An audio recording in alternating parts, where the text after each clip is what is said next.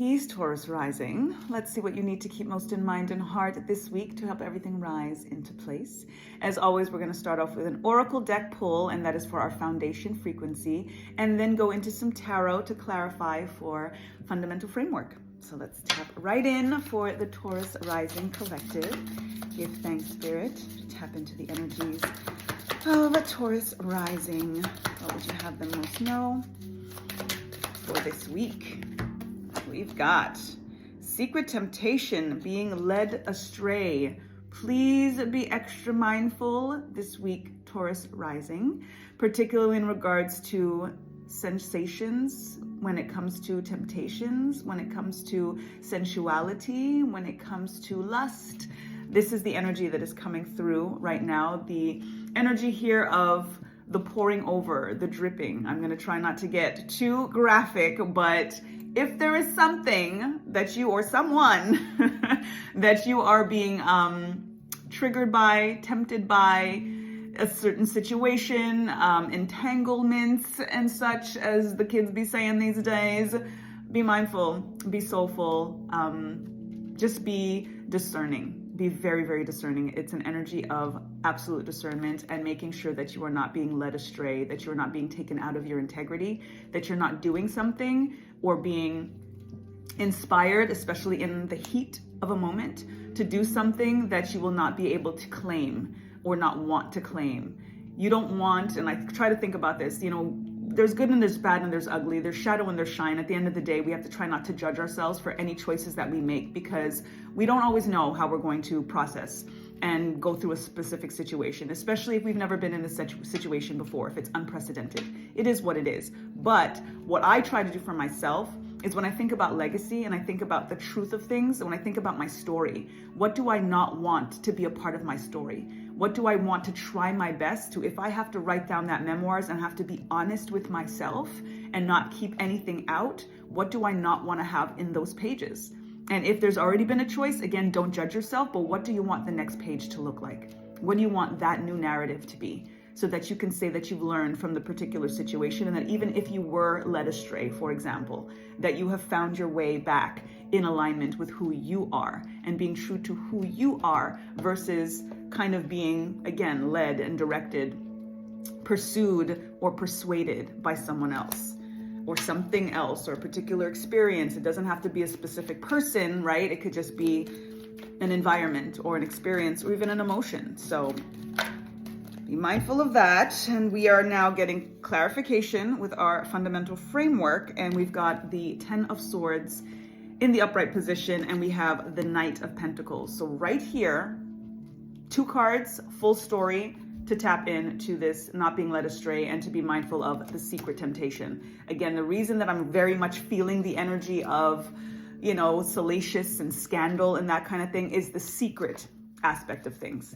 Thinking of things that are under the surface that can come to the light. And ultimately things do come to the light. And I do believe ultimately that it's really about, when it thinks about karma, it's about the wrong and strong. We don't just get punished for doing something quote unquote wrong. It's when we kind of know and we keep doing it anyway, that it's like Spirit be like, oh really? We gonna do this again? You know what I'm saying? That we're kind of testing things a little bit too much. So this is where you want to be mindful. And this is again where the full story is coming with these 2 cards, just 2 cards coming in, letting you know to slow down, to be stagnant in this particular situation. Again, the discernment of surveying the land, taking a look at the moment, absolutely, and it might be hot and it might be this and it might be that, but what does tomorrow look like? Again, what does that next page look like? What could combust from the combustion that you are experiencing in the moment that can kind of, again, take you in the heat of the moment, but then what happens tomorrow when things kind of fizzle out? What is the risk that you are ultimately choosing by choosing what you're choosing in the moment? That can lead to a sense of betrayal. That can lead to feeling stabbed in the back or stabbing someone else in the back based on your choice. Oftentimes we can only make choices for ourselves ultimately. And it's, here nor there when we try to separate ourselves from how something might land on someone else, but cause and effect across the board, it will always come back around. There is an energy of reaping what we sow. that we have to be mindful of. And when we put a frequency out, when we put a vibration out, even if we're not caught in regards to the secret, there is a boomerang effect. Again, that cause and effect, that something will come back around. And ultimately, we do have to think of the golden rule of treating others how we wish to be treated. And if we are doing something and not being mindful and not taking our time and not surveying the land and not being particular and being aware of how this could affect not just us, not just the other person involved, or again, the environment, emotion, etc., but all of the parties involved, the greater good in that aspect of things, then that is a situation that can come back around, and literally we can now be the victim of, when we've chosen ultimately someone else to be the victim of, even if they never know about it. Even if they never know about it.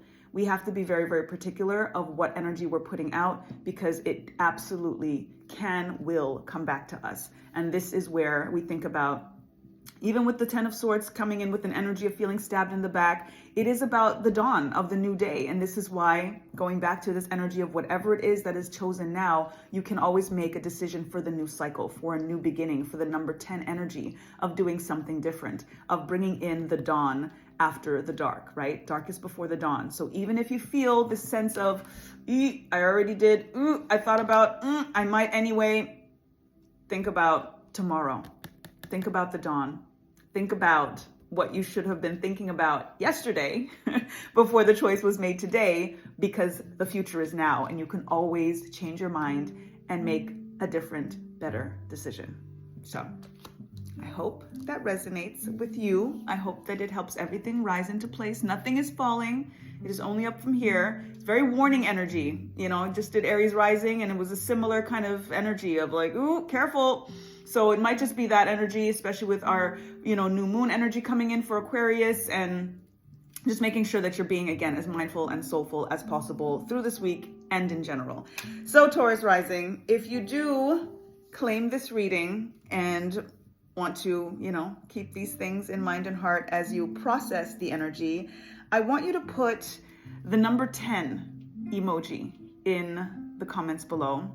It is just that blue and white number 10, just so that you bring in the energy of the newness, of a new cycle. So whatever this is and whatever is processing and whatever you're going through, you can kind of tap in a little bit more to, I want to do the more, I want to do the new, I want to do what is in alignment with integrity, what's in alignment with the new cycle, what's in alignment with what I actually want to be able to be proud of and declare and proclaim, and not feel like I have to hide something or feel ashamed and the guilt and all of these things that are, again, super low vibrational, that we want to try to avoid, especially as we're manifesting our heart's desires. So that's all for now. Until next week, I appreciate you.